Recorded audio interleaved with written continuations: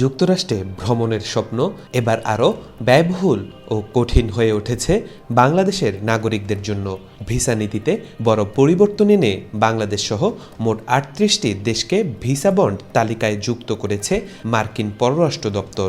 নতুন এই নীতির আওতায় যুক্তরাষ্ট্রে প্রবেশের জন্য ভিসা আবেদনের সময় বাংলাদেশিদের সর্বোচ্চ $১৫,০০০ অর্থাৎ বাংলাদেশি মুদ্রায় প্রায় ১৮,৩৫,০০০ টাকা পর্যন্ত জামানত দিতে হতে পারে।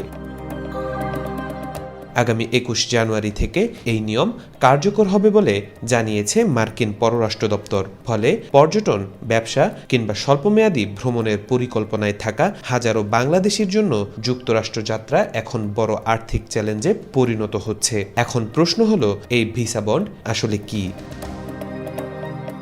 ভিসা বন্ড মূলত একটি ফেরতযোগ্য আর্থিক জামানত। নির্দিষ্ট কিছু দেশের নাগরিকদের অস্থায়ী ভিসা দেওয়ার আগে এই অর্থ জমা নেওয়া হবে, যাতে তারা ভিসার শর্ত মেনে চলেন এবং নির্ধারিত সময় শেষে যুক্তরাষ্ট্র ত্যাগ করেন। শর্ত ভঙ্গ করলে এই অর্থ ফেরত নাও পাওয়া যেতে পারে। এখন প্রশ্ন, বন্ড কারা দেবেন, কত দেবেন?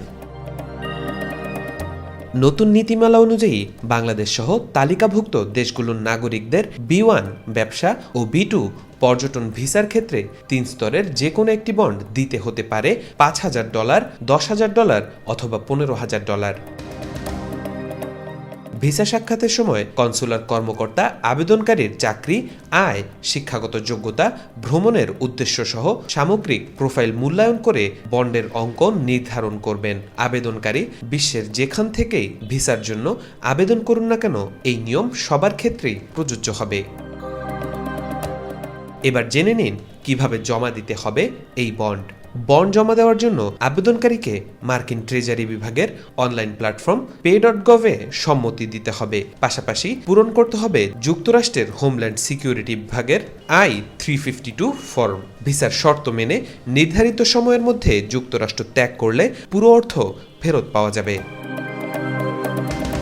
নতুন নীতিতে ভিসাধারীদের নির্দিষ্ট কয়েকটি বিমানবন্দর দিয়েই যুক্তরাষ্ট্রে প্রবেশ ও প্রস্থান করতে হবে। সেগুলো হলো বোস্টন লোগান আন্তর্জাতিক বিমানবন্দর, জন এফ কেনেডি আন্তর্জাতিক বিমানবন্দর নিউ ইয়র্ক, ওয়াশিংটন ডুলাস আন্তর্জাতিক বিমানবন্দর। এই ভিসা বন্ড ব্যবস্থা আপাতত ১২ মাসের পরীক্ষামূলক কর্মসূচি হিসেবে চালু করা হচ্ছে। মার্কিন প্রশাসনের ভাষ্য অনুযায়ী যেসব দেশের নাগরিকদের মধ্যে ভিসা ওভারস্টের হার বেশি, মূলত সেসব দেশকেই এই তালিকায় আনা হয়েছে। সরকারি হিসাব অনুযায়ী প্রতি বছর লক্ষাধিক নন ইমিগ্রেন্ট ভিসাধারী নির্ধারিত সময় শেষ হওয়ার পরও যুক্তরাষ্ট্র থেকে যান। মার্কিন কর্তৃপক্ষের দাবি, ভিসা বন্ড চালু হলে ওভারস্টে কমবে এবং ভিসা ব্যবস্থায় শৃঙ্খলা ফিরবে। বাংলাদেশের মতো উন্নয়নশীল দেশের মধ্যবিত্ত পর্যটক ও ব্যবসায়িক ভ্রমণকারীদের জন্য এই নীতি বড় ধাক্কা হিসেবেই দেখা হচ্ছে। এককালীন প্রায় ১৮ লাখ টাকা জামানত দেওয়া অনেকের পক্ষে সহজ নয়। তবে যেহেতু বন্ডটি ফেরতযোগ্য, তাই নিয়ম মেনে ভ্রমণকারীদের জন্য এটি স্থায়ী খরচ নয়, বরং একটি কঠোর আর্থিক নিশ্চয়তা। তাওফিকুল ইসলাম, আজকাল।